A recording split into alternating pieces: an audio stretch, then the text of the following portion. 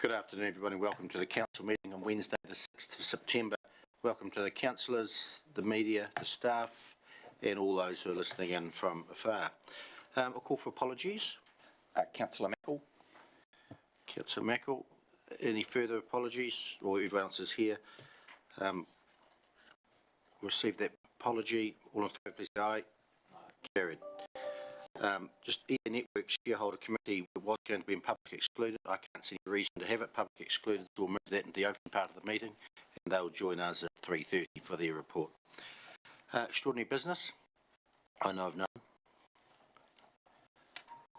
Nothing. Declarations of interest. Any matters on today's agenda? Nope. Confirmation of the minutes of the council meeting of 23rd of August. Any changes for accuracy? On page 3, page 4, page 5, page 6.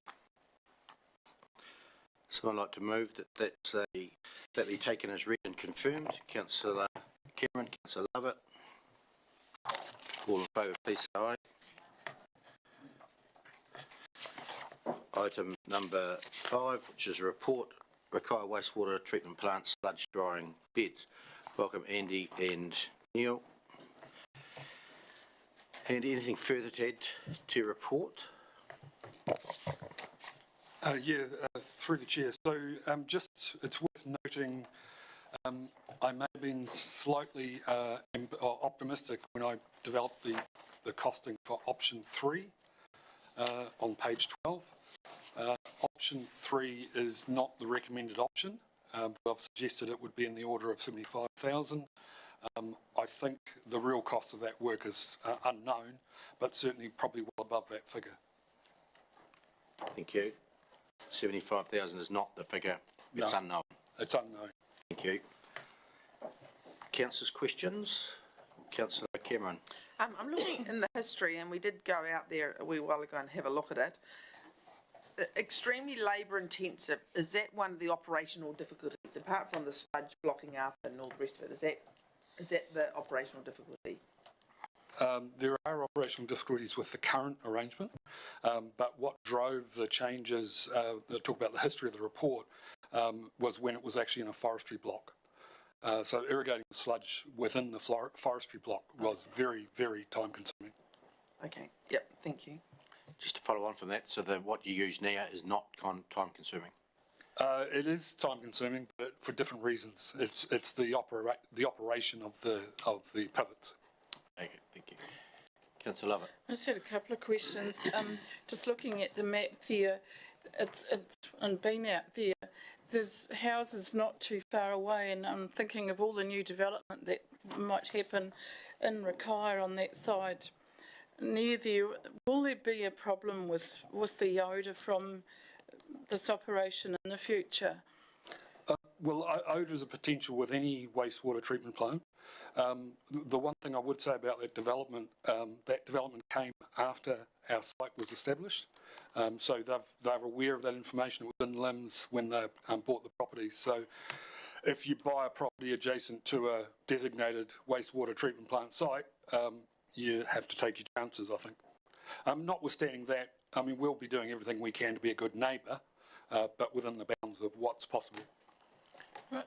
The other question is just about 5 years ago when we were up in Hamner, we went to look at what they're doing up there. They've got bought ground and they were planting it in forestry, and they were going to have sprinklers above the ground to do exactly what you were going to do. I was just wondering, had you been there looking how that progressed before we spend money just looking at that? Yes, we've looked at doing a lot of optimisation at the current site, and certainly while delivering the sludge to ground was originally the problem, what's now transpired with the most recent compliance monitoring report is the fact that ECAN are in the view that our consent doesn't allow us to put primary sludge to land. It simply wasn't envisaged as part of the consent. So because we've got that fundamental disconnect, we really don't have a lot of option. We have to remove it from the site. Councillor Ellis? Thank you.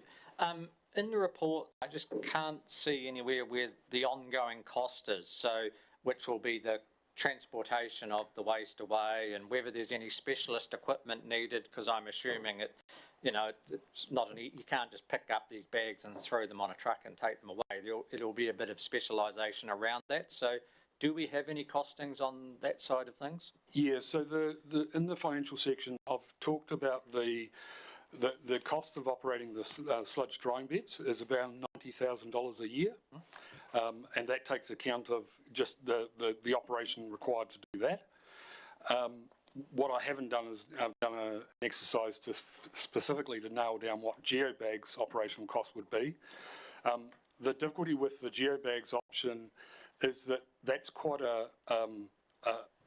it's a one-off job every 6 months or so. And would probably be specialist contractors coming in. So the beauty of, or part of the reason why we sort of opted for the sludge drying bed option is that it's something that our own maintenance contractor can achieve just in general operations. And that sludge that goes away, does it go to Cape Valley or? Yeah, that's correct, yeah. Okay. Councillor Wilson?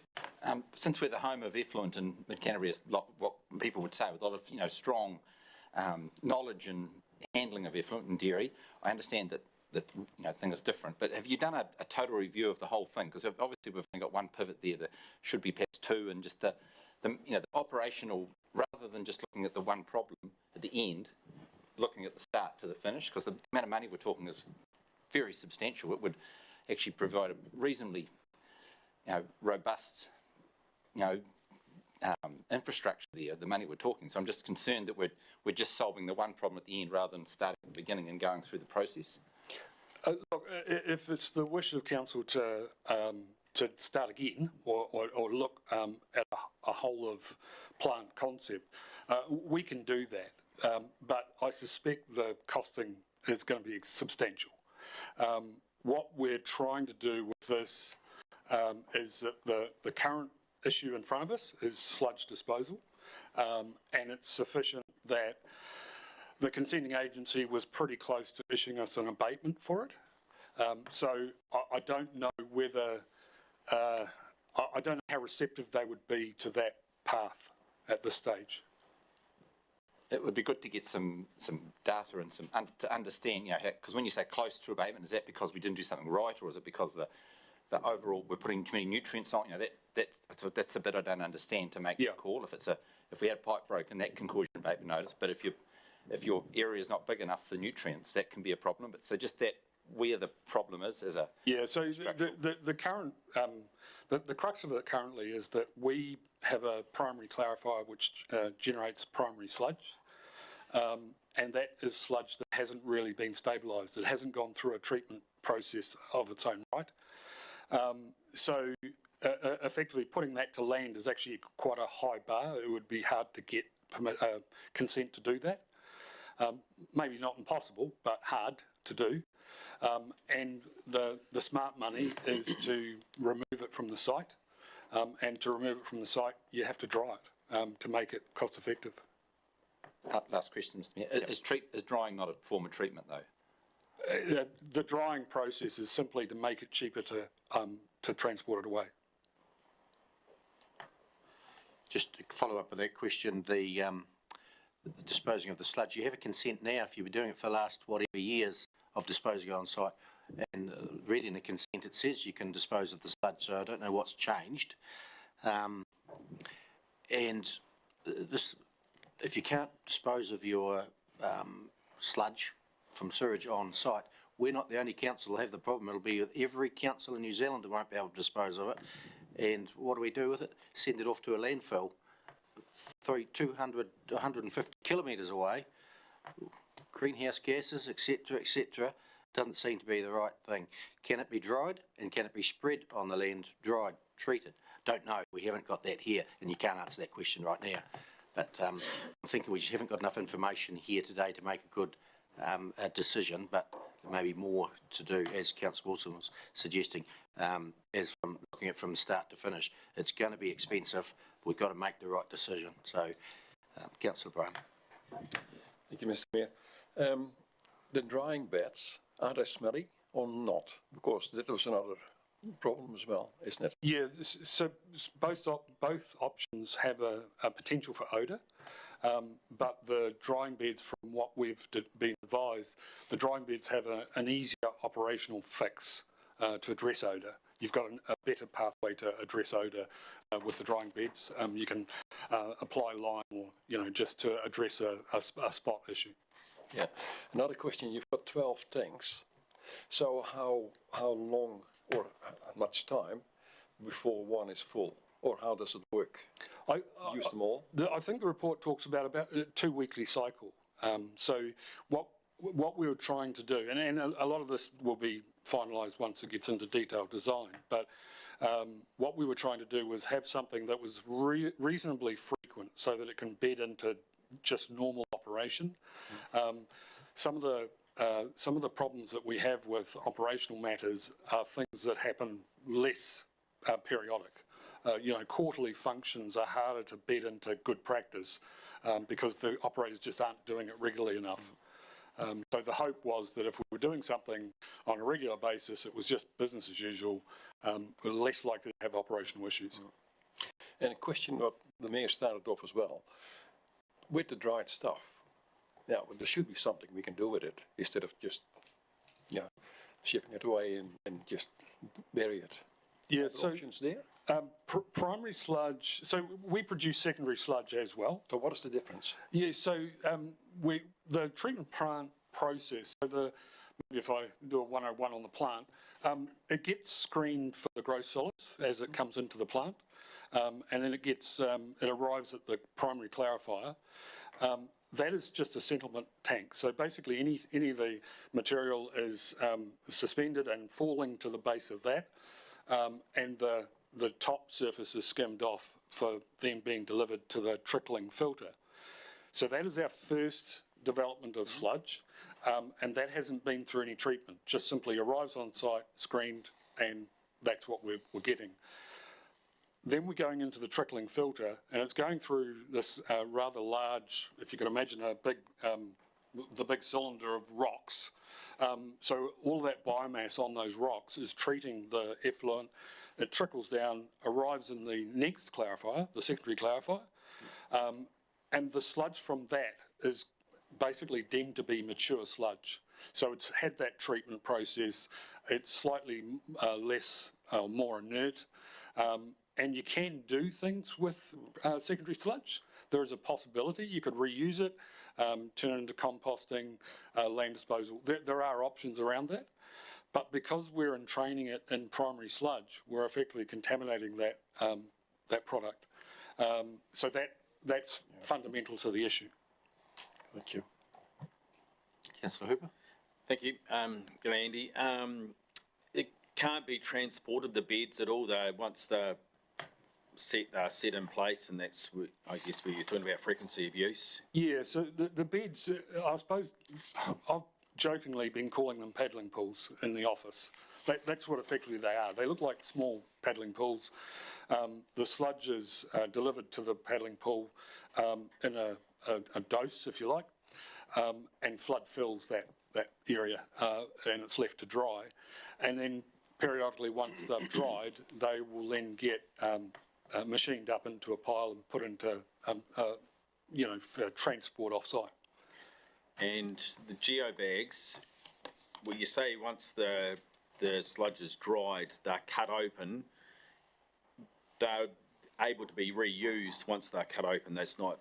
No, they're still going off-site as well. Yeah. So they get the same treatment, the same end product as they end up off-site. The difference with the geobags is just the method of which you get the water out. Okay. And one more just quick one.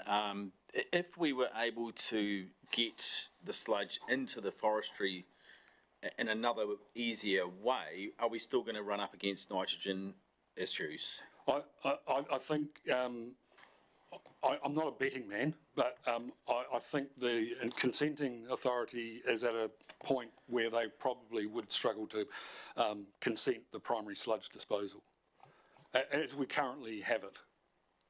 Thank you. How many tonnes of sludge per week, per month would there be? I did check, I think it's around 4 cubes a day is generated. Cubes a tonne? Yeah, well, yeah, probably Ish. about, yeah. Yeah. It's quite a substantial amount Yeah. of sludge, which, yeah. And I see the, Sorry, that figure's before it's dried, so. in Environment Canterbury want you to install some piezo meter boards. Yeah, there's 2 went in yesterday, the 3rd went in today, I believe. Yeah. And what are they going to measure? Effectively, we were trying to buy some time with ECAN over the current compliance issues, and we offered to put these in and monitor groundwater just to determine if we were in fact having an impact on groundwater. And if it shows that there's no impact on groundwater, what's the next stage? I don't know. So really these, you've got them in, you'll get some information which could feed into It could, needs to it happen could next. help, yeah. Yeah, thanks. Councillor Wilson. Probably 4 cubic metres a day, you said. Yeah, it's in that order, Which, yes. just to get some numbers around it, one of those big tankers you see driving around is 30 cubes. So it's not a huge amount of volume, is it? It's not to deal with. So perhaps I'd really like to see if we could get the balance, because anybody who does an effluent consent has to have the balance of what you're putting in and what's leaching to the groundwater or through what's being used by the plants to give us an idea if that bit of land's big enough to do what we think it can do rather than just anecdotally. Because once we put sand things in, the nutrients still go to water through that, don't they? Does it all go up or is it sealed? These are sealed systems. So we're actually capturing, the dewatered water gets captured and sent back to the plant for reprocessing through. What are the risks? Because obviously it's got to dry it in the sun. Is there a risk of it not take too much time to dry with temperatures? It's weather dependent, yeah. That's all in the issues and options there in the report that talks about the advantages and disadvantages. Further questions, councillors? No. Councillor Cameron? Yeah. I understand and it makes sense, like it's a sort of an intuitive process and it makes sense you dry it because it'll be lighter to transfer it and you can't put it directly to land. I understand all that. But it's a lot of money. Have we explored everything possible is there any other thing that you could suggest that would be less money? Like, could we store the sludge off site for 5 years or something and then take it to the Cape Valley? Or is there any way you can, because presumably the ongoing operation of managing it will be costly, like going up and down the road and Yeah, look, could you put it in a garage? I mean, I don't know, but. through the chair, I did consider there were some other options that were looked at a high level but discounted. Yeah. They're in the report, I just can't. We looked at anaerobic digestion, which saw that. is not economic at the scale for the Rakaia plant. Aerobic digestion, and that still requires dewatering before you do anything with it. Solar drying, which is something that Selwyn do, that's something we could look at in future. The view was that if we go to drying beds at this stage, open air drying beds, we could post-fit something later along the lines of solar drying. And then reed beds, which apparently don't feature too much in New Zealand. What was that, sorry? Reed beds. Reed beds? Yeah. Oh, yeah, like a filtration-y type thing. Yeah. So the solar drying would be easy to do once you build your little. You still need the little thing. still need the base infrastructure anyway. Yeah. So when you look at like climate change and with rainfall and all the rest of it, that would presumably delay the drying process. Do we have any capacity if it's delayed for a month? What's going to happen to the backup? Is that going to be a Yeah, well, again, that's why it's a cyclic thing. So there's always going to be beds available as you come up behind. Yeah. I know. It seems a lot of money.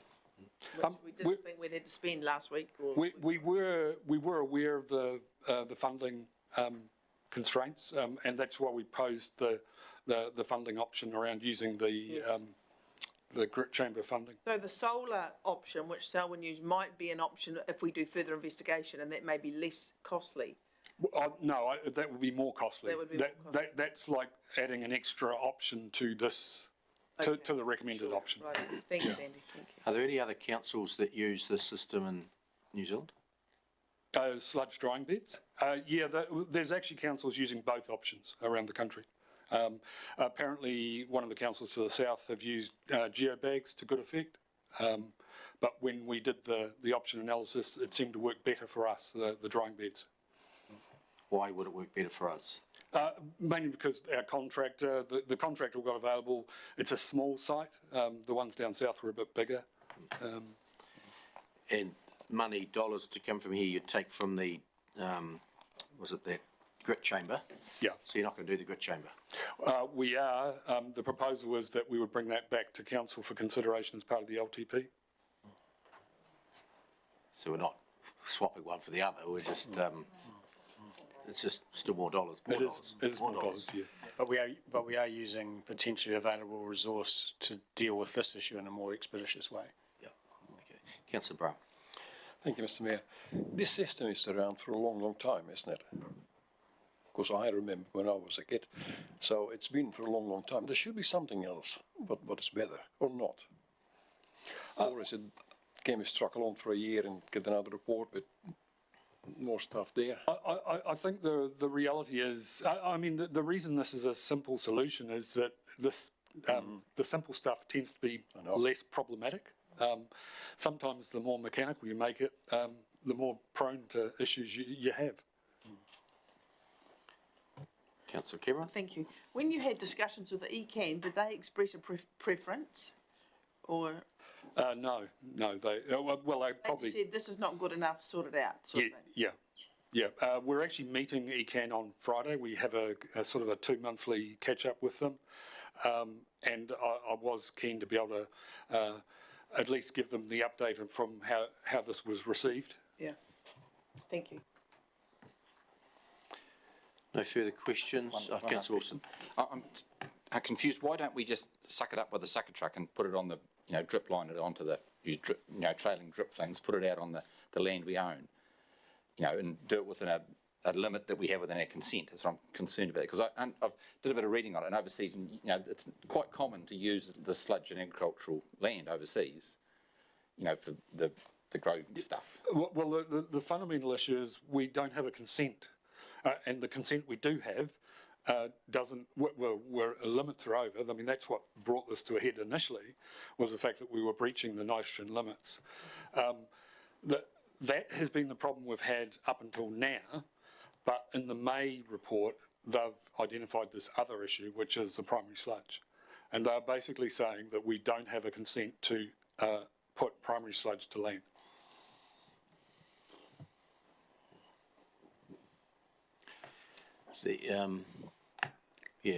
If you're exceeding your nitrogen loading, we purchase more land next to this plant for fixing that. Why are we not going to use that land? Well, again, that's an option. We can look at that, but we still have a consent issue to address. Yeah, and you'll never know if you get a consent until you apply for a consent, which just costs money, but not $3.5 million worth of money. Which will slow the process down a bit too. Applying for a consent to do what the best option. I'm not saying this is not the best option, but yeah. Councillors, any further questions? Otherwise, we've got a recommendation in front of us. There's a recommendation there. Is anyone prepared to sponsor it?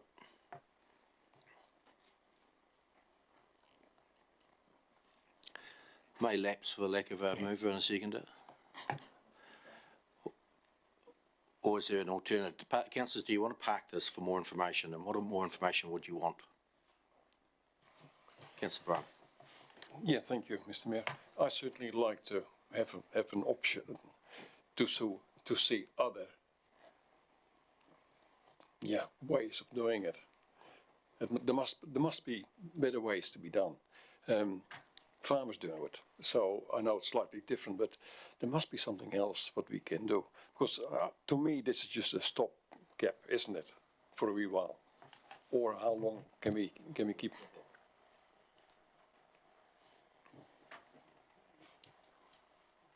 Are we still in questions? Eddie? No, there's no resolution at the moment. Okay, yeah, look, this is a solution. This is not a stopgap by any stretch. It is meant to be a permanent solution.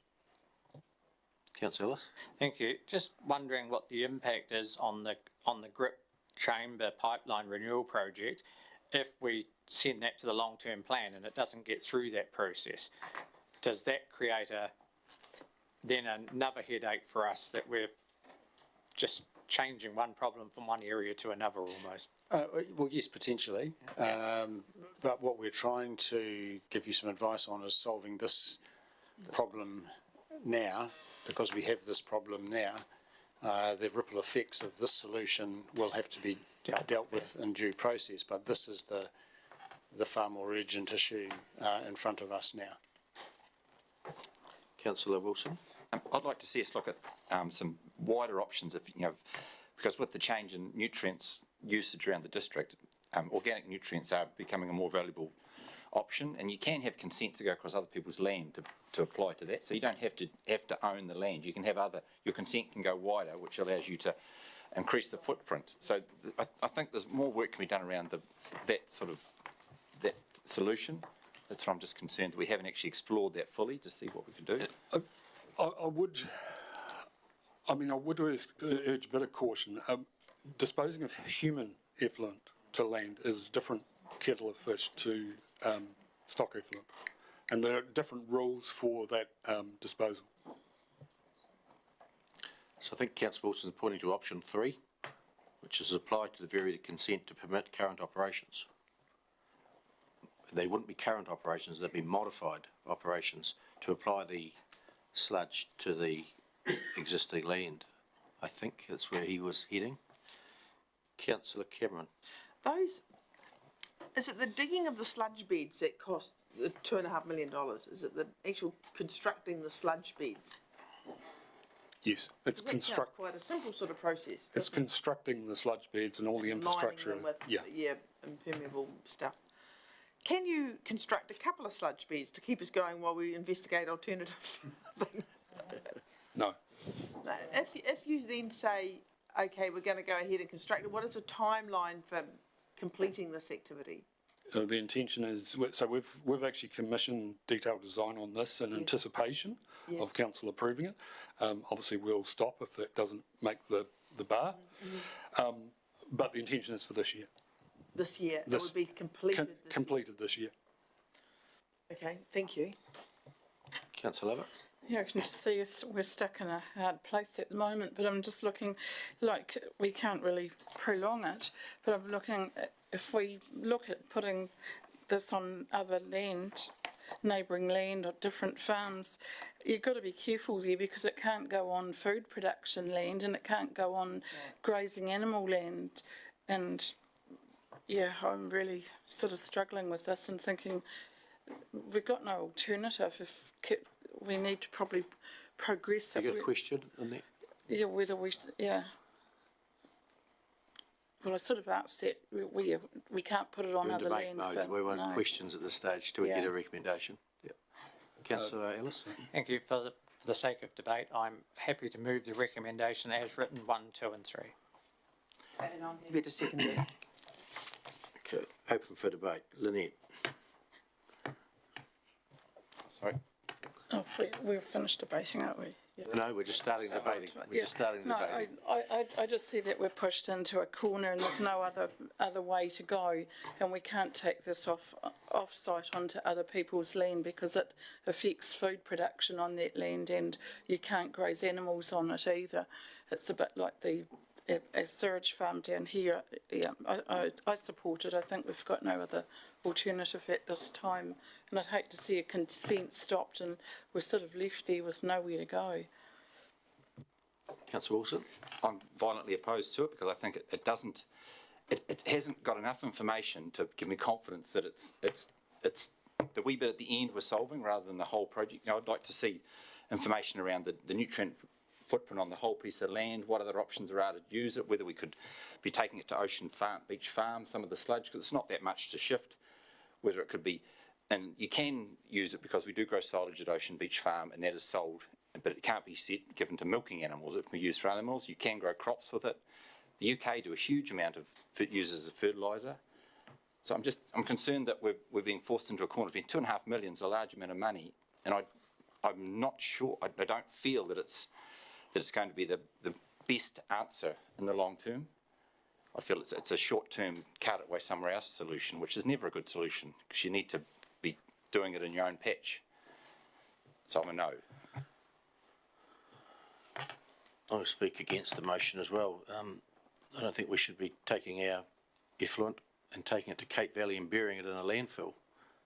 It should be used. It's a nutrient. It should be used as other parts of the world use it. And it's going to be costly forever. It's not once, it's a forever. So I'm opposed. Speakers for or against?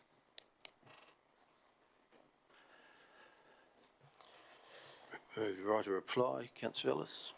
Oh, Lane, do go for it. I'm basically against this. I'd like to have some more information, to be quite honest. Yep.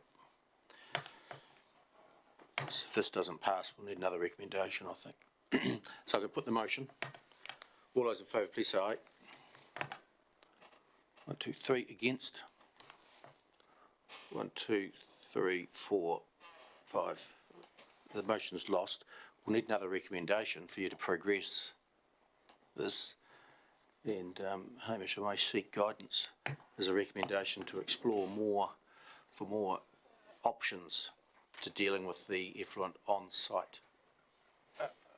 Yes, so if I understand the principal concern here, it's primarily the cost, I think. Yes. So rather than just exploring every other option, which I have no doubt a number of will be more costly, I think what you're asking for is an outline of alternative options that won't cost this much.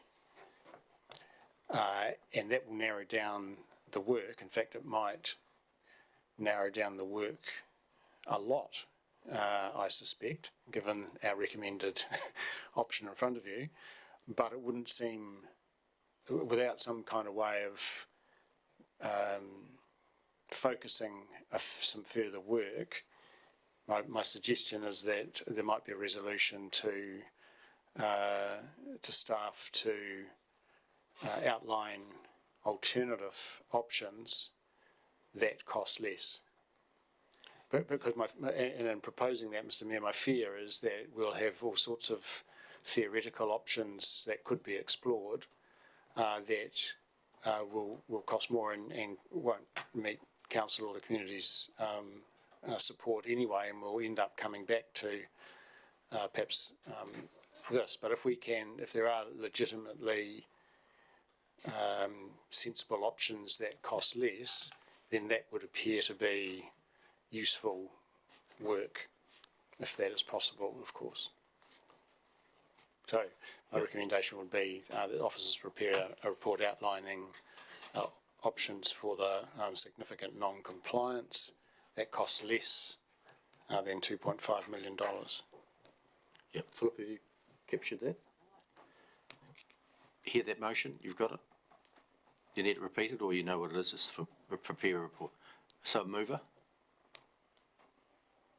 I'll move. Seconder? Second. Councillor Todd? Debate. Councillor Wilson? Will that investigation look at the footprint of the land we have here? Because it's easy to go. The cost is perhaps not the issue. It's perhaps, to me, if you can get something set up that is there infinitum and the land, and it's a closed system where we put the nutrient in, they're used up. That's a good outcome from the environment and the ratepayer in the long term. Whereas anything that has to be carted off, we know what's going to happen there. It's going to go up in cost. You'd have to replace the beds. There'll be all sorts of unforeseen costs which we face. Whereas a closed biological system, if it's working right, the cost and the risk is a lot less. That's what I'm concerned about. Thank you. Yeah, Mr. Mayor, if I've misinterpreted the principal concern, then that resolution probably isn't the right one. But that was my sense of the debate, that it was a lot of money to do this, as opposed to a more environmentally long-term solution. But if I've misunderstood the principal concern, then a different motion would be I think better. the motion probably captures it. Councillor Wilson's asking for, the original motion is looking at the options. His is an option to deal with the sludge on site and have it in a closed circle of grow grass, cut, gone, sludge goes on in a balanced way. This is one of the options to look at. Yes, but the way I framed the recommended option, a recommended alternative resolution was for solutions that cost less than the 2.5. But if that doesn't, because otherwise we're asking officers to stargaze all over again. Everything is up, and my sense of the debate was that the 2.5 was a lot to solve this problem. That was my sense of it. Councillor Cameron? Thank you. Yes, I supported the other option because I believe that the officers are correct when, they say they've explored alternatives. But I think, from my perspective, it's not the establishment cost, it's more the ongoing maintenance and operational cost. Like if it was going to cost $2.5 million to pipe it all the way down to Ashburton, have a pipe and join it up here, well, there'd be no ongoing operational sort of cost other than checking the pipe every now and then I'd probably go for that. But this carting up to Cape Valley and putting it in a closed cycle and contributing to more methane and all that ongoing basis, it doesn't appeal. What I can undertake then is that we will do an assessment of cost based on some sort of net present value over 20 years or something like that, and then we'll be factoring in the capital cost but also the operating cost. Neil, have you got something there? It's just worth mentioning that any changes would have to follow a consent variation. So we'd have to go through a whole process if we're doing anything different from what we're proposing. Yep, acknowledge that, yep. Councillor Ellis? Thank you. I just want to back up what Hamish said, because it might come back, it might be 3 million, but looking at 15 years' time, that could still be a saving over spending the 2.5 today with that operational cost. So, I wouldn't cap your options at 2.5 just in case. Okay. So perhaps this suggestion, Mr. Mayor, is rather than capping it at the 2.5 million capital cost, it's at lower cost over a 20-year period or whatever other length of time you want us to do it, and we'll just assess a interest number and apply net present value calculation to the total cost. Well, the consent has a certain amount of time to run, so obviously we have to take that into account. We still have to get a consent in the future, so anything we do needs to be cognizant of that future potential, reductions that we have. No different to any farm has to take into account where it's going. You can't just say, I'll do what I do now to get away with it. You've actually got to have a much better environmental footprint. So when you talk cost, I talk environmental footprint cost as well, because that's money. When you get into this sort of stuff, money is not the only issue. The environmental outcome is actually the bigger thing you have to take into account than the money, as we're seeing everywhere. So just, that's where I'm pushing a bit with the circular system, where it heads rather than what the cost today is. I guess I would repeat, if I've misinterpreted council's concern, which I detected was around capital cost, then perhaps someone wants to move the alternative resolution in a different way and test that with fellow councillors. Because if the concern is not capital cost, but is a different issue that Councillor Wilson is expressing, then that should be perhaps reflected in the resolution. The wider you make it, the bigger the piece of work you've just handed back to officers. And what I was trying to do was have some sort of framework for that piece of work that had a chance of being valuable and useful for the effort required, for the likelihood of a solution being acceptable. Because the wider it goes, the more work we'll do, and I can only imagine that some of the solutions will be dismissed pretty readily, but we'll have to have done the work. So I was just trying to control it a little bit. Yeah, thinking we may need to take this to a workshop to explore what those options might be, that you then go away and investigate them, rather than trying to think of all the options right here and now, we get together in a workshop mode and identify what options it might be and either progress them or dismiss them. And it may end up back here, but at least we'll have given it a good, thorough investigation that we're heading in the right direction. Because I'm just feeling around the table now, we're not 100% sure this is right. And we've just decided that because we're not going with it. So I think the wording of the recommendation we've got will be to look at those options and net present value. There's a few little things there to all piece together to come up with where we really want to go. Happy with that? Yeah, so I think we're interpreting that as set up a workshop to discuss a range of options taking into account the life costs of the solution. Yeah. Yeah, so that's the recommendation. So if the move and the second is happy that that becomes the recommendation, I moved and Tony seconded. Yeah, that will be the recommendation. Philip has crafted it. Thank you. So we're all clear on that recommendation. I'll put it.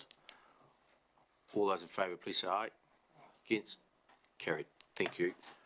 Got there. Thanks, Andy. Thanks, Neil.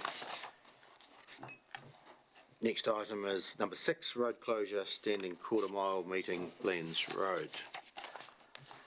Mark and Mark. Or just one Mark.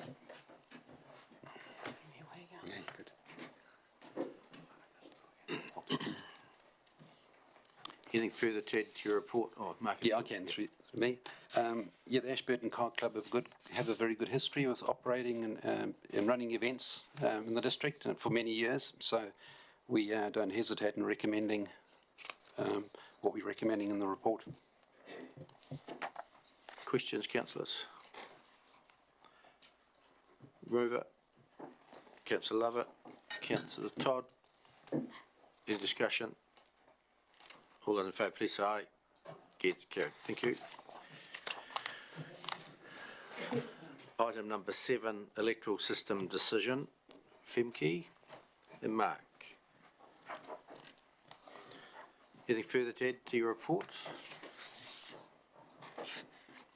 For the chair, no, nothing further to add. Happy to answer questions. Thank you. We'll go to questions. Fairly detailed report here. No questions. The recommendation is that we continue to use first past the post as we've always done. Councillor Brown. I'm quite happy to move the. If there's no questions, I'll go for a question. Thank you. When I look at the example of point 13, you're talking about there's one person standing or two people standing. Is that the same candidate 1, candidate 2, candidate 3, candidate 4? Under the other option, is it single transferable vote? If you look at that and you go down to the next one, there's more people didn't vote for candidate 1, and that's, so where would candidate 1 be in that election? Well, it's this made-up election, point 15. Candidate 1 got 80 votes, and the other candidates got 60, 40, 20 votes, which makes 120 votes. I don't really get the That's thing. STV voting you're talking about. Yeah. Which we're not proposing to do. Because it's so, I can see why. you've just confused us all. I guess the difference Did a is good that. job at it. Sorry, Mark? I guess the difference is for FPP, you're getting a single vote for each candidate. So if you've got 4 candidates that you need to elect, you can have 4 votes. Whereas STV, you effectively got 1 vote that you're spreading as a proportion across different candidates, and that goes through the process to elect them. Does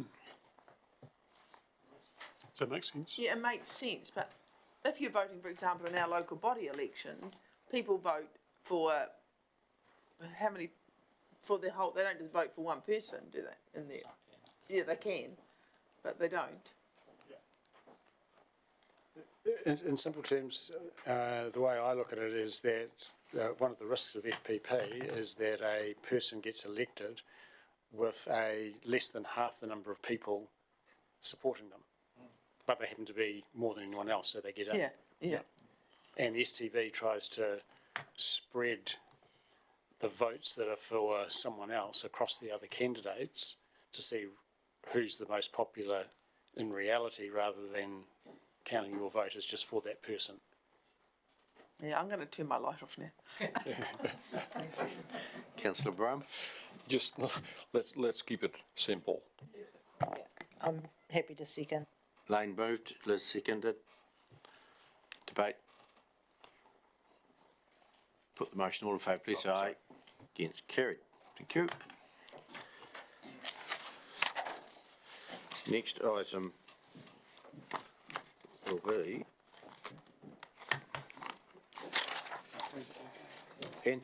Ashburton Centre Parade, item number 8. 41. Ian, Tony, welcome. And we've got a recommendation in front of us for Centre Parade grant money. Anything further to add, Tony or Ian? To the No, nothing further to add, but happy to answer questions along the way. I guess my main point that I hope you take from the report is this is just about the grant and not about the event as a whole. It's the allocation of the grant. Yeah, correct. We're focusing on the changing of the funding from a Sunday, which was applied for, to a Saturday, which the applicant said the Sunday was a mistake. So we're trying to rectify that mistake. Yep. Thank you. Questions, councillors?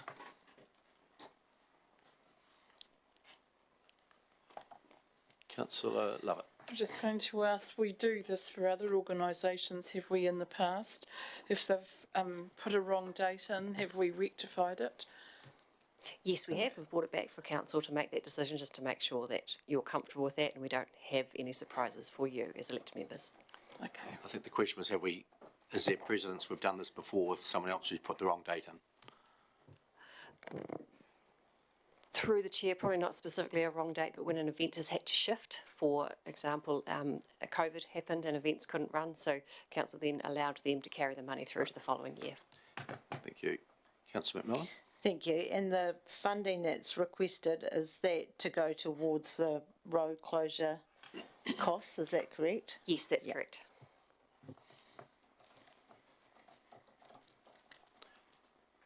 Councillors, no further questions. There's a recommendation in front of you. Do you want to stick with that recommendation or do you have an alternative? Councillor Wilson. I would stick with that current recommendation, the two of them. You're moving? Move that. And I'm happy to second that. Councillor McMillan, seconded. Open for debate. Councillor Todd. Thank you, Mr Mayor. I'll just make a comment, I suppose, really, that like in a previous life, I know that having the parade on a Saturday was challenging for retailers, and trade did stop while the parade was on.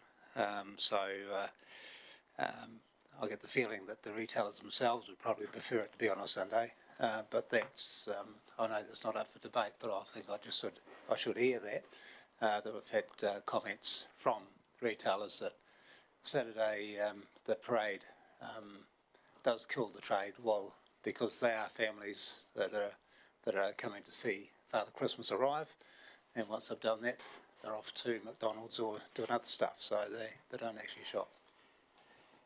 Yeah, and that process can be sorted when the road closure is asked for, and the retailers, as in anyone, can submit for or against a road closure.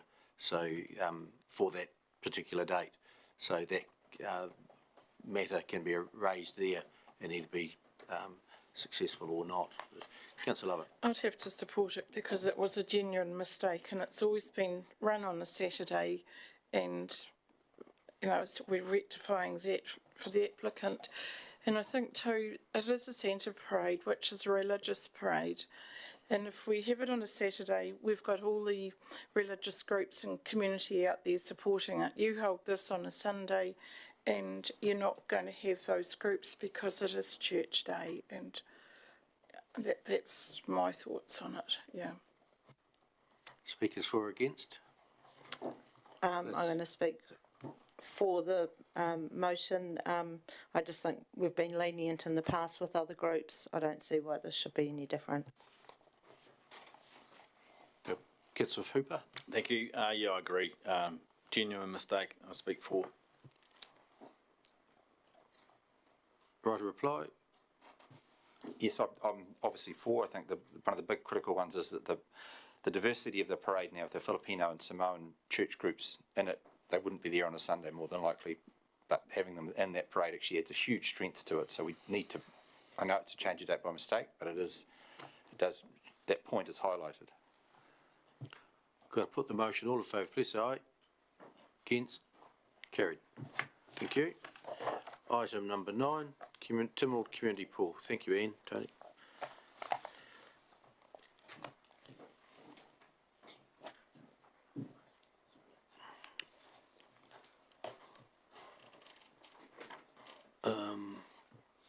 Richard. Good afternoon, councillors. I'd like to introduce. Yes, nothing further to add to the report, but I would like to introduce Alan Nicol. Alan is our Recreation Services Manager at the EA Network Centre, so our manager who oversees Aquatics Department, Stadium Department and subsequently Tynwald Pool. Welcome, Alan. We might see you in just before afternoon tea time too, perhaps, being a new staff member. We've done it before. Oh, was I away? A moment. Senior. Oh. Nothing further to add. Any questions, councillors? I've got a few Councillor questions, McMillan. if that's all right. Hi, Alan Richard. The last year's or last summer, obviously a lot of hiccups with the weather, lifeguards, etc. How many days, it might be in the report, but how many days were you open in total for the year? Do you have that information on you?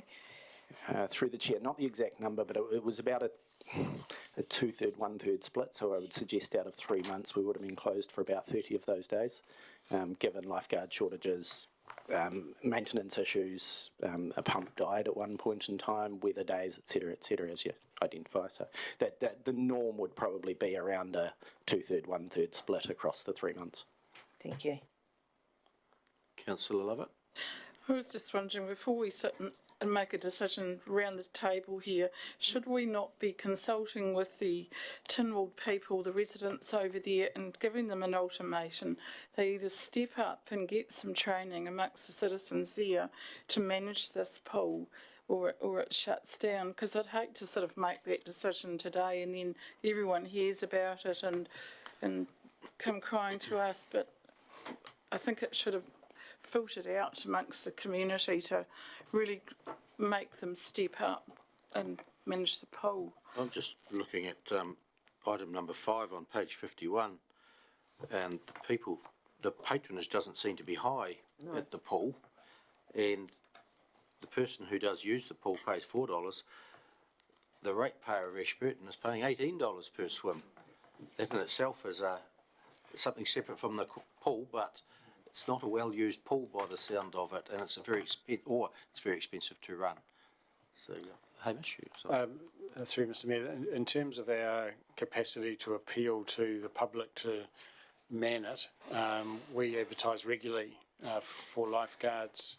They have to have certain qualifications and skill sets in order to be a lifeguard. And right around New Zealand, there have been quite significant issues in recruiting lifeguards, and we've experienced that the same as everyone else. So we probably haven't got the confidence that some sort of appeal to the Tynwald people would somehow magically produce qualified, skilled lifeguards. On top of that, of course, this report also covers it, is the issue of the plant, and at some point it's imminently close to failure, and we could go to all that effort, and even if successful, find that the pool is unable to get through the summer anyway because of the plant, and that would seem to be almost worse, that the community would rally around, go to the trouble of somehow being able to respond in a way they haven't yet when we advertise for such roles, and then find the plant let us all down anyway. So we were comfortable to support this recommendation.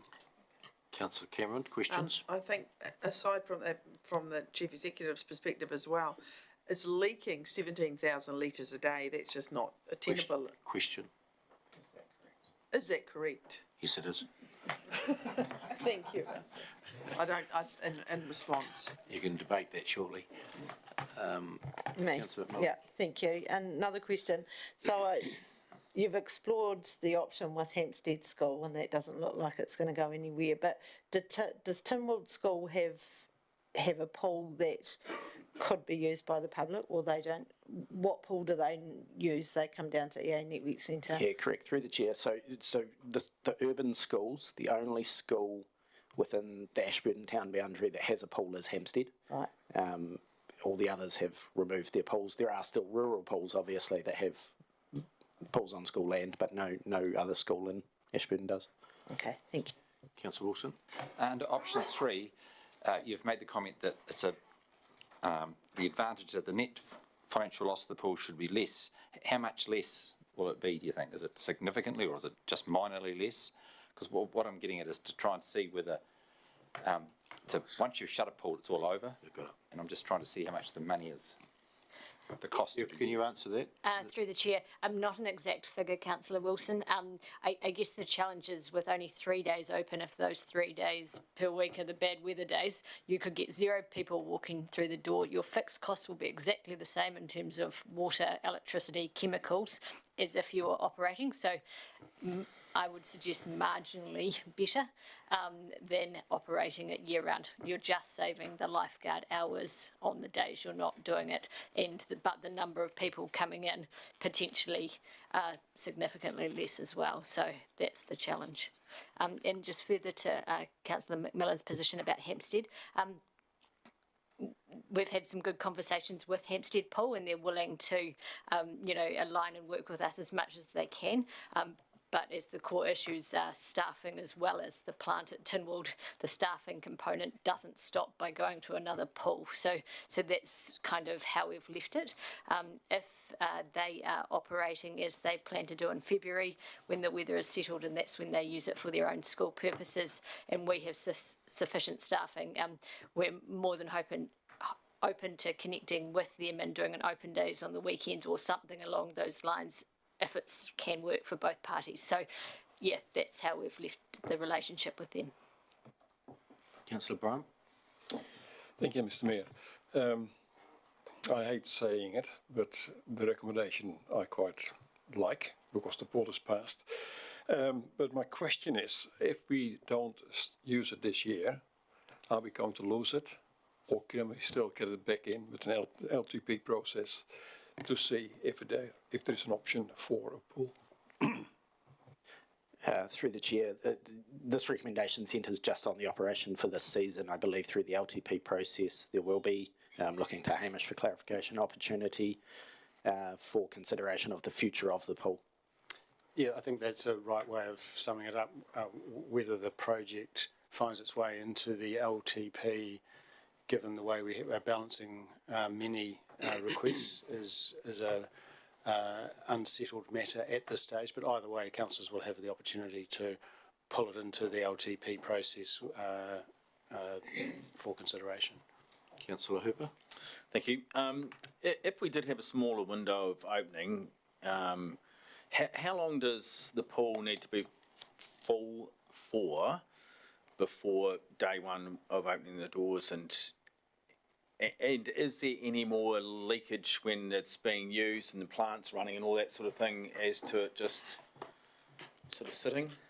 Through the chair, we would need at least a week, if not a week and a half, of lead-in time to prepare the pool appropriately. That's assuming contractors are available to help us with that process.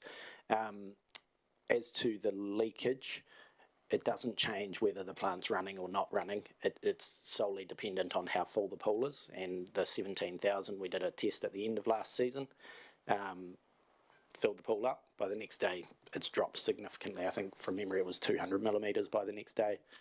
And that was without the plant running. So plant running, plant not running makes absolutely no difference to the leakage. Has the Tynwald Reserve Board any comment on not running it for the season because it's sitting on their land? Through the Mayor, we reached out via Tony to the Reserve Board to give them a heads up about this report. As far as I'm aware, we haven't had any correspondence back regarding that, no, we haven't. So I suspect just through Lane as chair that his comments would have been included in this process. Yep. Councillor McMillan?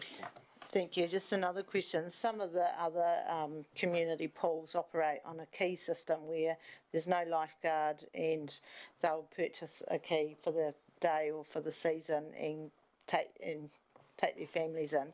Has that been considered? I know you've still got the leakage problem and all that sort of stuff, but not having lifeguards there for the season, could you still operate, or does that not work? Through the chair, that's quite a different level of service. That does happen in district pools where there is low usage in low rural areas. Tynwald Pool, when it's busy on a hot day, it is busy. Like you could get 300 people in a pool, and the danger with having that sort of number and people being busy in a pool is that you actually don't see somebody needing assistance. It's not a model that we as council have endorsed, nor we're not actually aware of any other councils that don't follow pool safe recommendations for their manned larger pools. So significant change in risk profile. It could be investigated, but at the same time, we've kind of got the staffing component and the physical operational concerns that are tangled up in this matter. A recommendation in front of us. So I'd like to move it. Councillor Brown, move. I'm the brave one. Yes, I will take it as it is. Seconder, Councillor Todd. Open for debate. Councillor Todd. Thank you, Mr Mayor. I think we need to make a sound business decision over this, over the emotional side of it. Like we have a pool that's losing 17,000 litres a day, which probably isn't a good look if we get into water restrictions in the summer. So it's not a good lead. We have patronage that is low. The true cost is $22 per head. So issues with attracting staff, etc. So I think we need to probably look at maybe a replacement for a new open pool at some stage in the LTP, where we can debate the location and the cost, and really if a new pool is actually needed. Councillor McMillan. Thank you. I support this recommendation, and I think last season has just shown us that it's really hard to operate a pool, and I would love to see it open, and I think learning to swim and having access to swimming pools is really important for our children. So I'm really pleased to see option 2 in there, where we will get to discuss this over the long-term plan. Yeah, I also agree with you, and we do have another pool in Ashburton, the EA Networks pool, which is pools which are available for kids to learn to swim and do all their recreational stuff. So we're not, the community is not missing out. Maybe slightly disadvantaged if you live in Tynwald, but you'll still have an option to still keep swimming. Councillor Cameron. Yes, I reluctantly also support this motion. I think there's no choice really. We can't have that amount of water wasted. We can't have the overhead and the costs associated with that, and it needs repairing. And it's also telling that there's no other schools other than Hampstead that have their own pool as well. So everybody's sort of pretty much aligned with the same problems, I think. And it's good to have another go at it. But yeah, I support it.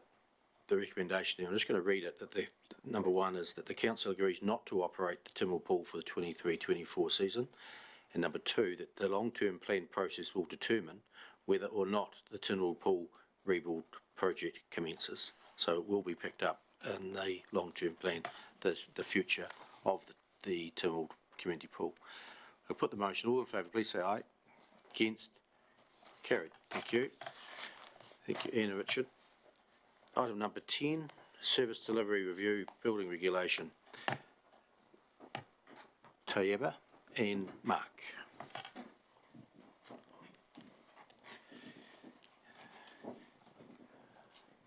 Hey, Michael. Anything further to add to your reports? Nothing further to add. Happy you. to answer question. Got any questions? Councillors, questions? Councillor Lovett? I'm just, reading the review and like all these new climate change rules and everything coming in, and I'm looking at we've got 20 days to approve all these, when the consents come in to get them out the other side. Is it physically fair to councils to only have that short period of time to, because these houses are getting bigger and more complicated? Is there any, can you ever have pushback on the timeframes that you have to have all this done? Hamish? Just to answer the question of fairness, whether it's fair or not is not a matter that we turn our mind to. We have to administer the laws of the land. So fair is really an issue for councillors. If you wanted to advocate for something differently, that you would be able to do that. But I don't think we can ask staff whether the law is fair. It is what it is. You never question the MB in that, who's responsible, could... They have to live with the law as well. Parliament passes the law and we get on with it, really. It's our role as advocates for, if we're not happy with the law, we'll advocate to them. So if we're not happy with, if you want to stretch the timeline out for processing consents, we need to advocate for that. Yeah, we should. I'm sure some people think it's far too long now. No, but buildings are getting bigger and more complicated, and they're expecting more and more, and it's in this space. Councillor Cameron. I have a few questions, if I may. Questions, As part of the 17A review, did you talk to people, your customers, if you like, builders and planners and developers and things, as part of the review of the service? Not directly, no. Why we do that? collect the information, like, for example, the resident survey, that sort of information to help sort of inform the review, but there's no direct consultation with existing customers. So if it's not done in-house, then it'll have to be done externally, but the builder consents still have to be issued under the regulations. So That's right. this report is deciding whether we keep it in-house or not. It's reviewing the service, I understand, this report. Yes. It's a 17A review, so it reviews the service and whether to keep the building, a whole lot of other things as well.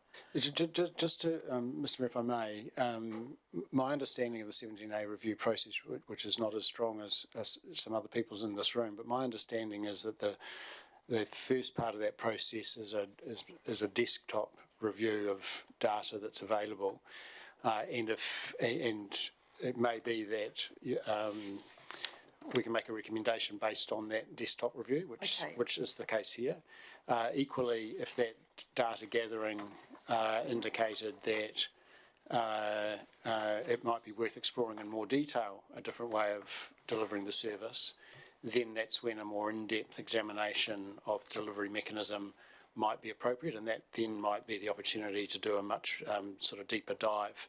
So if that's true, and I'm seeing Mark nod, which is quite personally rewarding, then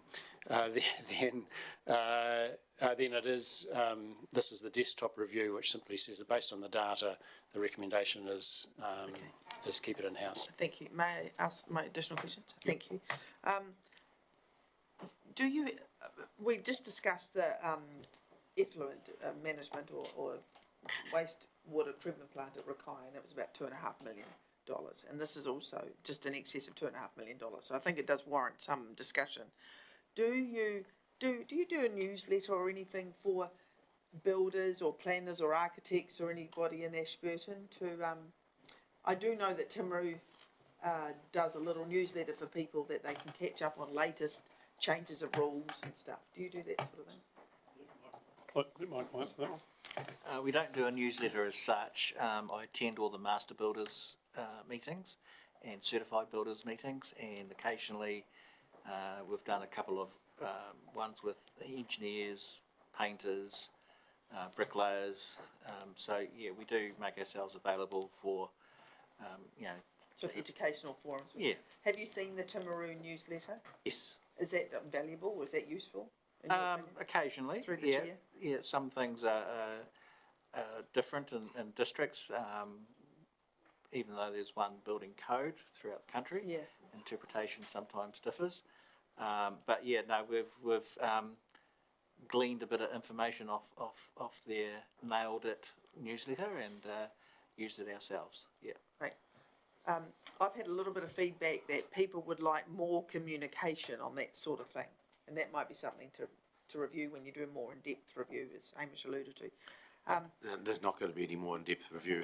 Well, this is the desktop one, and there may be one, or there may not be, depending on what's possibly shown out. Yeah. Yep. So you're preempting the conversation, Neil. Shouldn't do that. No, you may not know. I understand, like for PIM, you know, if you develop your PIM, how long does it take for us to do our PIM in our council?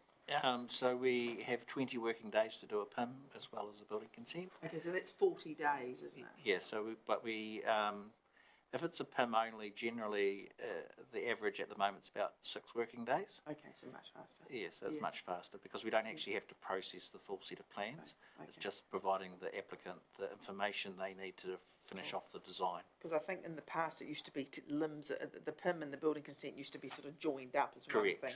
yes. And now they're spread out, so the time has increased as Not increased, it's still follows the same process, but great. in the past it used to be issued at the same time as the building consent. So I changed it to be issued first, the PIM first, and then while we continue processing the building consent. Thank you. May I have one more question, please, with your indulgence? As I understand it, when I read the report, there was 2 consultants used to fill a gap of not enough people in your own department, and now it sounds like they've been recruited or coming along. Or so we've got two contractors. With the current downturn, they've both been laid off, I suppose. So there's that gap still. Yeah. Because that was my point. My question was, given that what we've heard about the consents and people requesting building consents is dropping, we don't necessarily, do we, need to fill all the places, you know, all the... So currently there's only half FTE vacant in house, and we're not using any contractors at the moment. Okay. Thank you. Thank you. And in fact, Mr Mayor, it's true to say that Michael and Jane tend to use contractors for the peaks and troughs so that we can have a stable employed workforce. Tony? Councillor Todd? I think, Mr Mayor, I have a question for Hamish actually, which I think I'll know what the answer is, but it really is, do you have full confidence in the building regulation team? No, I have utter confidence in our building regulation team. In fact, I believe we are very fortunate to have the people that are in our team. I do too, Mr Hamish, but I thought I should ask the question. No, Councillor Love. I was going to move. Sorry. I would like to move the recommendation if there are no further questions. Councillor Ellis, you seconding or question? Seconded. Open for debate. Councillor Ellis. Thank you, and I certainly speak in favour. I think number 2 here is exceptionally important to Ashburton. I believe we do have very talented, hard-working staff, led very well, and I think we're one of the very fortunate districts with who we have. So, more than happy to support that. Concur with your comments. I'm going to put the motion. I was just going to speak to it as well, and the same as what Councillor Ellis has just said, but also one of the comments, comments that I get from people around the community is always in praise of Michael and his team. So it's a pleasure to put this recommendation. Yeah, we're going to put the motion in. Michael's very approachable and does a very good job leading his team, which I hear comments on too. So put the motion. All in favour, please say aye. Against, carried. Thank you. Well done. Next item, which was the theme of today, the Dog Control Policy and Practices Report 22-23. Rick. Who let the dogs out? I can replay it.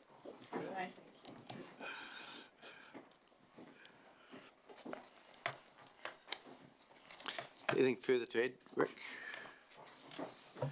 Good afternoon, councillors. Through the chair, nothing further to add. Thank you. Questions, councillors?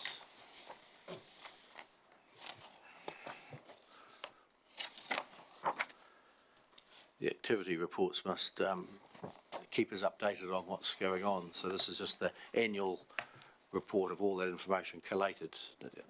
So I'm looking for a mover. There being no questions. Councillor Cameron, you moving? Yeah, thank you. Councillor Lovett, second. Oh, so Councillor Hooper, he got his lot on first. Second. Open for debate. Councillor Cameron. This is a debate that I'm debating, not questioning, debating. I'm interested to see that the number of menacing dogs appears to be declining. Is that a debate? Is that Sort of a question, really, but There's why no don't we- rising intonation at the end of that, it was just a flat. we'll allow the question to be answered. The menacing dogs is decreasing. Is that something that the council are doing to discourage menacing dogs? Or? Through the chair, each of the cases is based on its merits, and some can be menacing from type of dog. So the decreasing or increasing, you'll have noticed that the numbers are now tighter on the number of registered dogs we have. So equally, the reporting side is a lot tighter. So it's just recognition of the classes and reporting of that. Just thinking we're receiving this report, so we can have questions on it. So we'll go for it. And I do have one. The total number of registered dogs is dropping. Is that a trend nationwide? Thank you. Through the chair, with the data we now have that's quite clean on our system, we've identified quite a number of dead dogs that have not been reported in the past years, and also some that have been relocated out of district that were not reported to us. So where we've got into doing surveys to identify the number of dogs in the district, we've been able to identify this drop that's accountable to dead dogs and so on. People wouldn't be registering dead dogs, though, would they? No, they won't, but they don't report that, so it's still an open dog on the database that we then follow up and go in to do the surveys against. Okay, I'll leave it at that. Councillor Wilson. I'm pleased to see that being a dog in the district, it's normal to be registered and it's normal to be looked after, which I think this report shows me, rather than just a stray dog. We don't have many of them, and it looks like our dogs are well looked after. Thank you. Again, through the chair, yes, that is the case that we're seeing. It's a recommendation. We've got to move in a second. I'll put the motion. All of Lane? Yep. I've got to move in a second. Carolyn and Cameron and Richard Wilson. No, it was Phil Hooper. That's seconded. All in favour, please say aye. It's carried. Thank you. Next records exchange. District licensing. Oh, stay there. Anything further to add to the report? Questions? Councillor McMillan. Thank you. Just on the attachment that we got with all the licences, I note there was one that looked like it was at a residence in Rakaya as for an off licence. Is that usual? The business name was Romantic Gestures. I don't know what that means.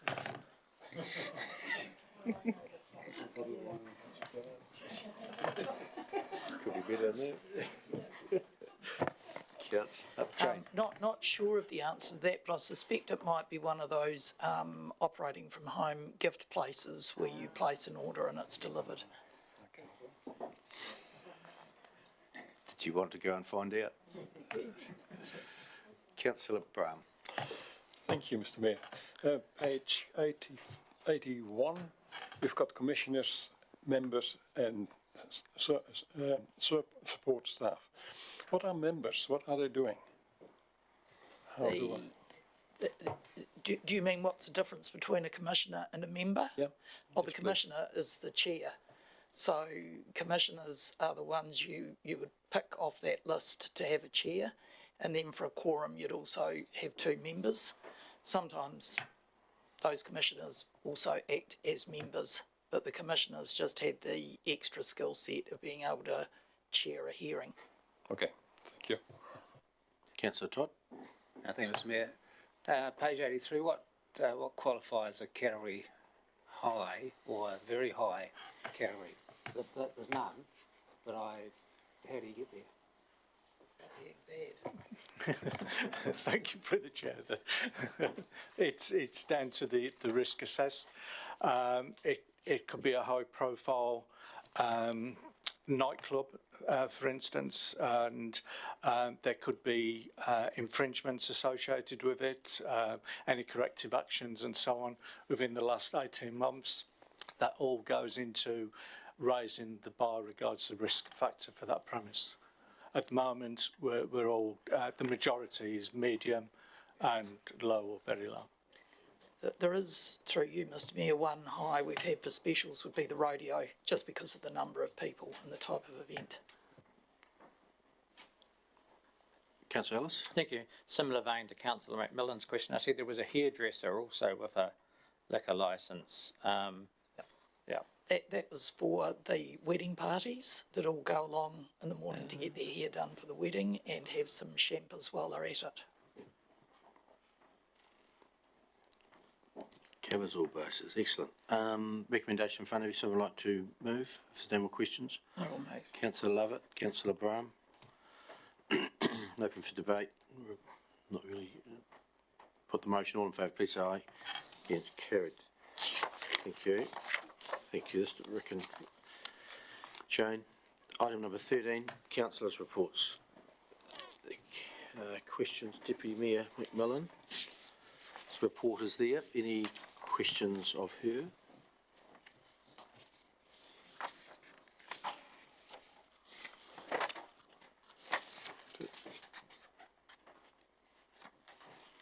With a motion that we receive that report. I'll move it. Second it. Councillor Ellis. All in favour, please say aye. Carried. Thank you.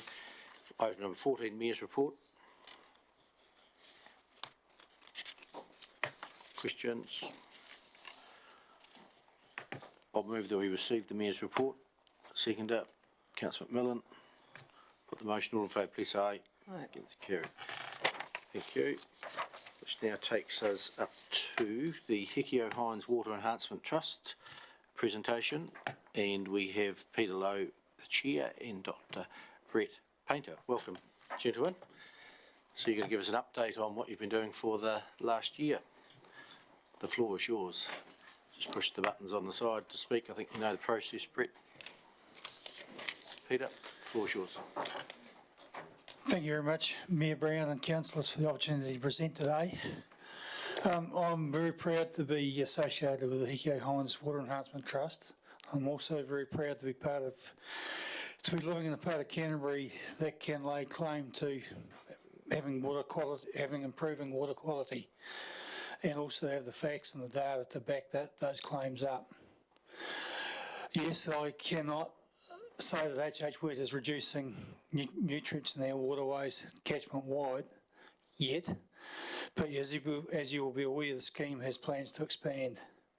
But we can conclusively prove that in parts of the catchment that H.H. Wet operate, we are making a positive difference, and in some cases a significant improvement to water quality. This is of course in tandem with the on-farm nutrient reductions that are taking place. With our soils and sunshine and access to water, Mid-Canterbury is one of the most productively farmed areas in New Zealand. And we have a catchment that is recording water quality improvements. None of this would be possible without the support of the district, and especially the district council. Be it in access to water, past and kind cash grants, leasing of council-owned land, the use of part of the ADC stock water system as a master supply race, and also the use of this council meeting room. The support is acknowledged and very much appreciated by myself and H.H. Wet trustees. I do note that you have a decision coming up on our stock water, continuation of our stock water trial, so hopefully that goes in our favour. And also congratulations to the council for the new civic building. That's starting to look very impressive now it's coming out of its glad wrapping.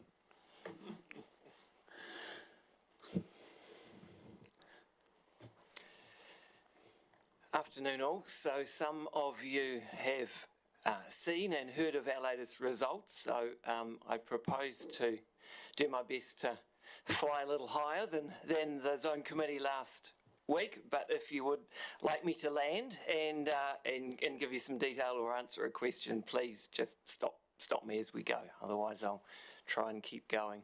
Thanks, Brett.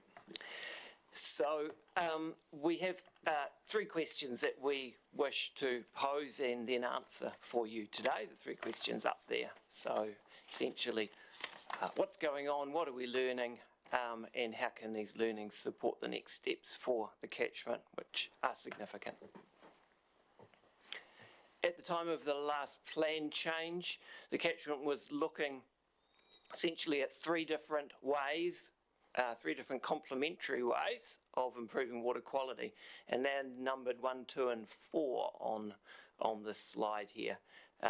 Number 3 we have added in, so you'll be aware the catchment historically had significant wetlands down the bottom end, and they had a function to manage nutrients, and we think that that can be done again with less land than was used last time, so in a more intensive way, if you like, but helping with the lowland ecosystem. And we'll show that that means that the extra water needed in at the top to clean up the legacy nutrients can be less than we thought as well, and that's a positive because that water has to come from the Rangitata River, and we're seeking to minimise the water taken for that purpose.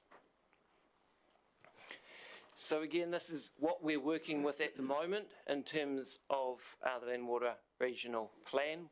We're working with improving farm practices and an increasing volume of aquifer recharge to deal with the legacy nutrients, all sort of peaking in the next few years, and then there's a 10-year period for what's called the lag time, the nutrients already in the system to move their way through the system so that we can hit the targets that we're aiming for at the moment, noting that the next plan may change some of these targets.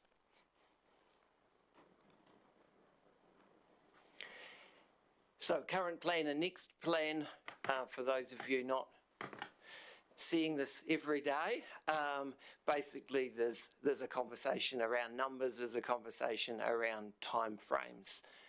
Can we go further than we're already going at the moment? And the science is not conclusive that we can go further than we are already going at the moment.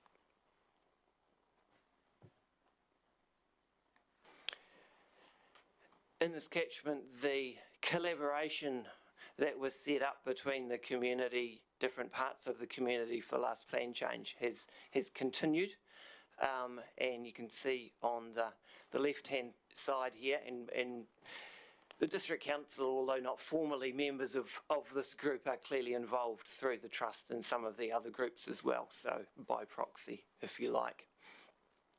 So we're really focusing on the science, on the evidence for what we are doing and what we could do and should do differently to make sure that we are moving towards improved ecosystem health as quickly as possible. So without delving into the work streams, they're all sitting there on the right, so you can see a combination of on-farm initiatives, biodiversity initiatives, key parts of the science to make sure that it is all defensible, and the social side as well. And parts of this, as a work stream reaches a point, we are going public with our results both through our own channels and then through some of the public presentations as well.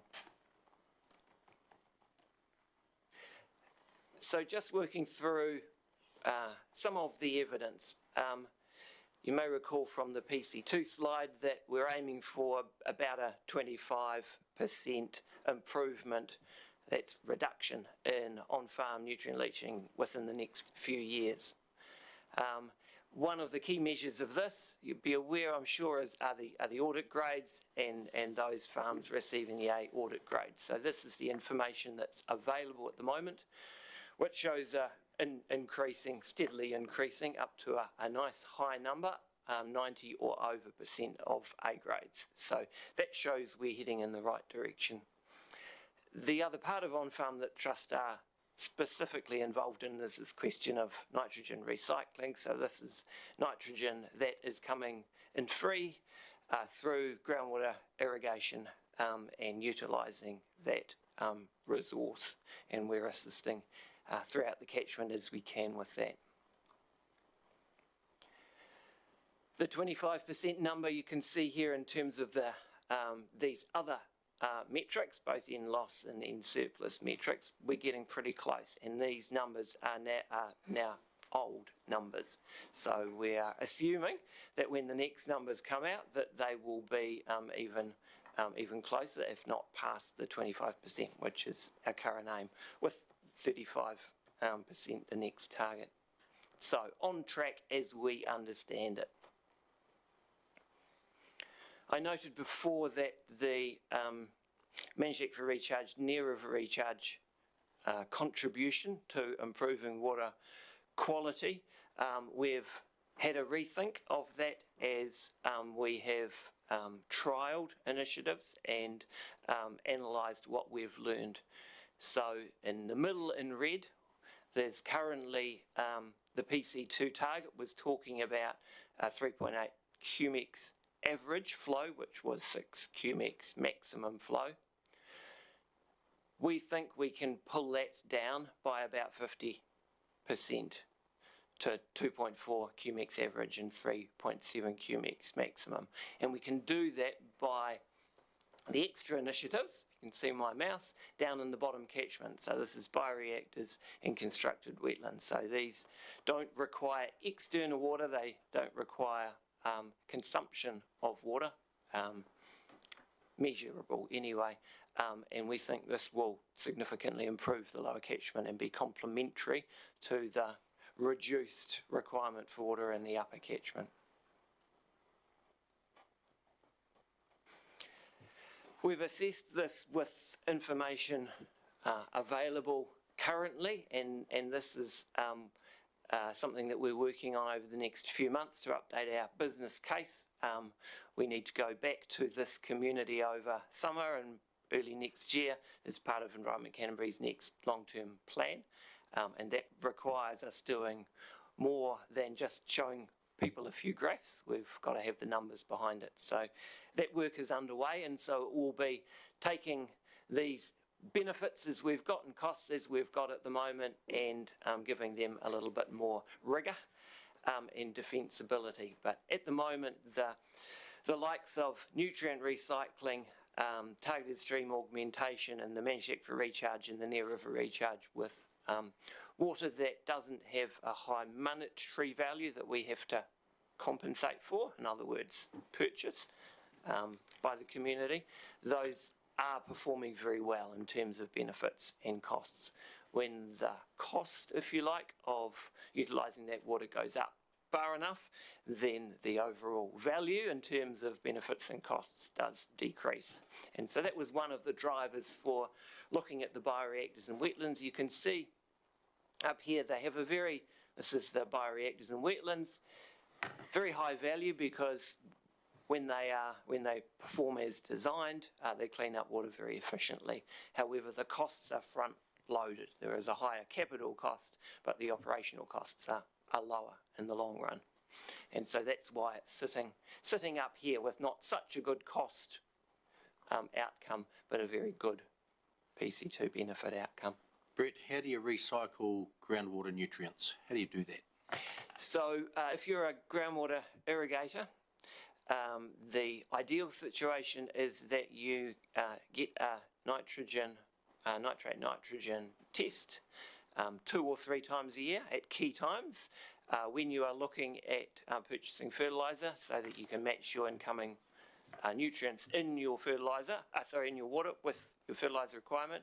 Ideally, at the same time, you would also learn about your soil nutrients, either through a soil core, or we're looking at other methods as well.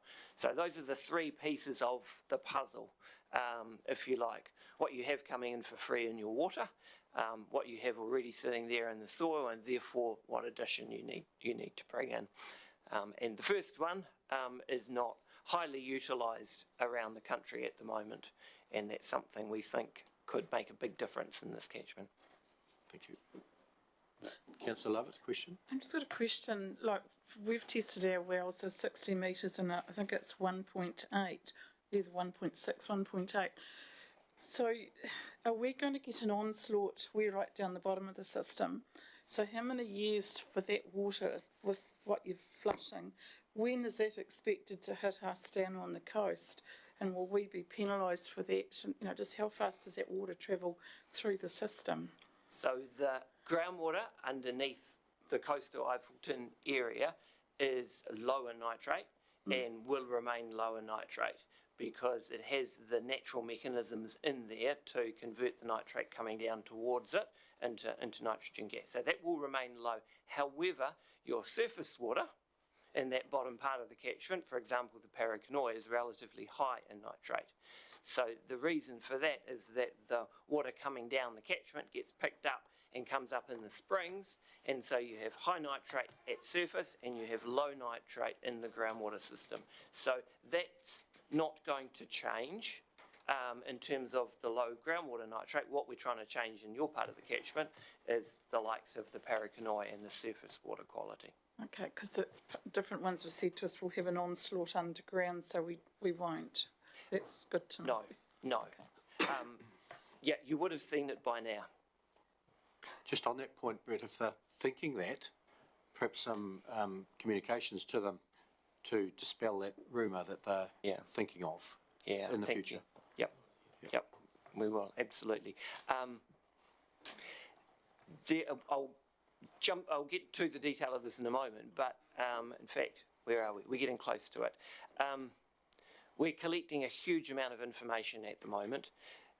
The challenge at the moment is being able to publicly talk in detail about all of the information that we're collecting, because there's a different level of understanding across the catchment. There are different concerns across the catchment about this information that we're collecting, and so we're needing to be careful. And so if we're to talk specifically about your part, then someone else wants to talk about their part where there's some higher nitrate, and it's just a little bit tricky at the moment. But I'm sure we can find a way of doing this. You may have seen the nitrogen heat maps and things that MHV have presented. So that's essentially the level that can be used at the moment without jumping into concerns about a particular bore and reading and things like that.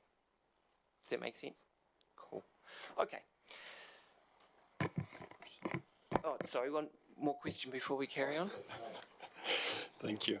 Brent, I'm not a farmer, but I'm just living on a small block just out of Tynwald. So we've got a bore 50 metres down, 15, 16 years ago we put it in, and it was pretty high.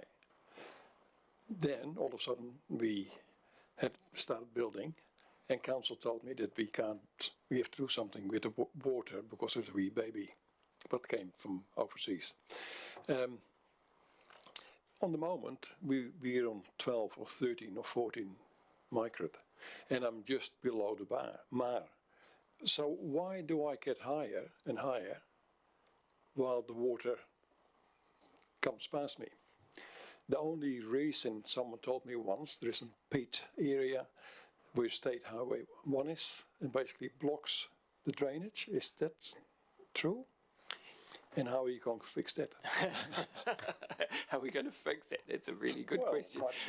So we can't change some parts of nature. We can't change where the marine sediments are sitting and under what pit of the catchment they are sitting. What we have found is where the lightosols, the alluvium, hits that marine sediment barrier. You can imagine there's lots of water coming down. It is bringing nutrients down. It hits this barrier. The water that gets in and carries on towards the coast denitrifies, so it cleans itself through the natural processes. But the water getting there and trying to find its way in, lots of water trying to squeeze its way in, it gets a bit stuck.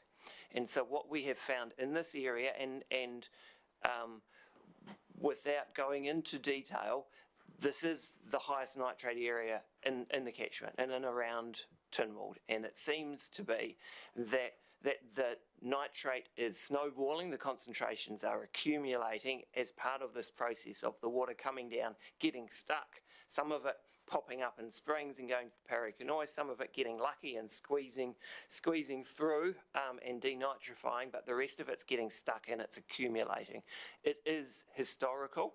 It is old, decades old, this nutrient, and so the bad news is that there are not many ways of dealing with it. You can only essentially pump it out and treat it and use it, or treat it and inject it back in again. We are trying to recharge, well, we are recharging water in up gradient, and what we're finding is that it's not getting deep enough to help dilute, clean up that water at depth, which is where the wells are, if that makes sense. So it's not an easy fix in and around, and unfortunately there's quite a few people living in this area. The only solution at the moment is to treat drinking water. And Okay, thank you. not the answer that you No, it's wanted, I'm sure. Good for the paddocks, but not for us. Yes. Okay. Just want to look at point number 2. Points 1, 3 and 4 I expect things you already know about. We are focusing on improving the health of the Heke Hines River. That's one of the objectives of the Trust. It's therefore important that the clean water that we are putting into the river is not taken out before it can be impacting the lower catchment ecosystem. And so we have been working with Environment Canterbury to understand the surface water take consents that are left on that river and the status of those consents. And it is very pleasing to have concluded that they're not being used, and they haven't been used for some time, which means that the water that's going in is having maximum benefit for the river. So this is where I will skim high this time. Mr. Mayor, stop me if I dive down too far too soon. Essentially, we have an official data set of groundwater quality which is supposed to represent the catchment, and this is the number that we are aiming for, and this is the black line that we're aiming for. And so this data set is really important that it actually does represent the catchment. And until recently, we did not know, because we did not have an alternative data set. This data set's maximum of 13 groundwater bores, and that's a large catchment. We now have an alternative data set. So the little data set I'm talking about is the light blue, and we now have a big data set, and this is a maximum of 100 bores with more than 80 average. It is giving us different numbers from the small data set. And so the conversation that I'm having with regional council scientists at the moment is the small data set too small? And the answer is, I think so. Then the follow-up is, how big does the data set need to be? And the answer is, well, probably not as big as our big data set, but somewhere in between. And so we need to work on this. Obviously, it costs money, time and money, to get water quality data. So the next step in this, and sooner rather than later, is to understand what the cost-effective way, cost-efficient way is of getting an answer that we collectively can be comfortable represents the catchment, because we think the current one does not now. It is significantly overestimating the nitrate nitrogen, and that's not a good thing. Just one question here of Councillor. You said it costs quite a lot of money. So who pays for that at the moment? Collectively, we're all paying for that at the moment. So MHV are leading the water quality project. HH Wet and BCI Irrigation are also paying for it. The large data set also includes Environment Canterbury bores, so many of you will be paying at least twice into the collection of this information.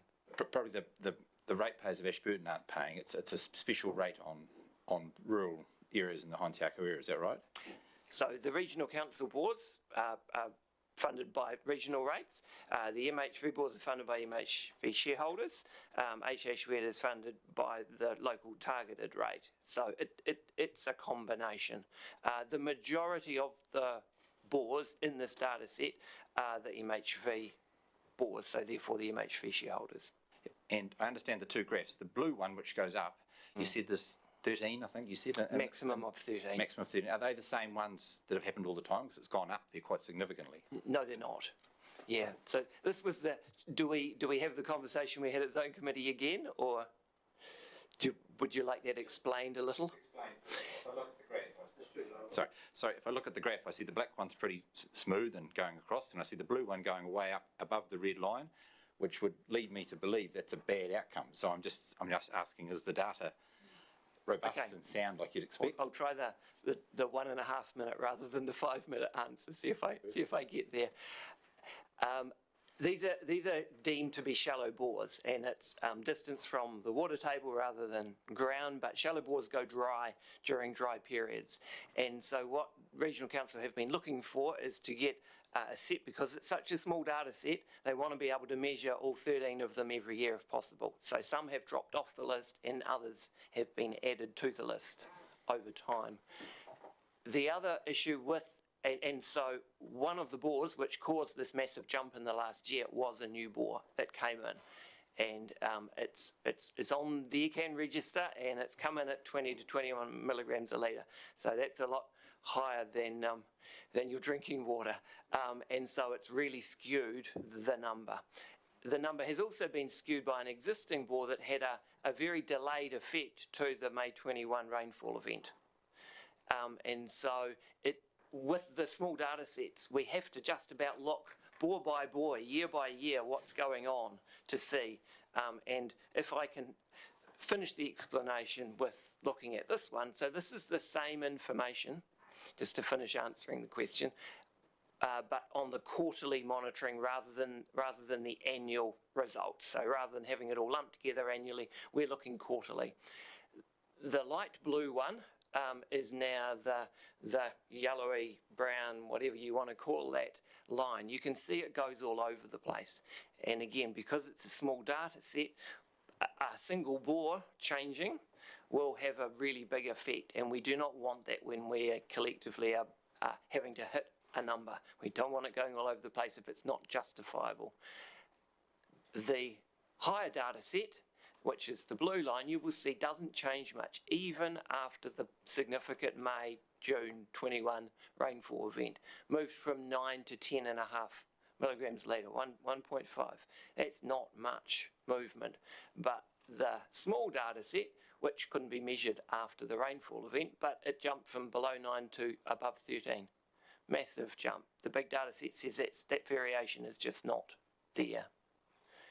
So that's why we are having the conversation at the moment about how many bores and which bores we should really be measuring. Does that answer your question? Cool.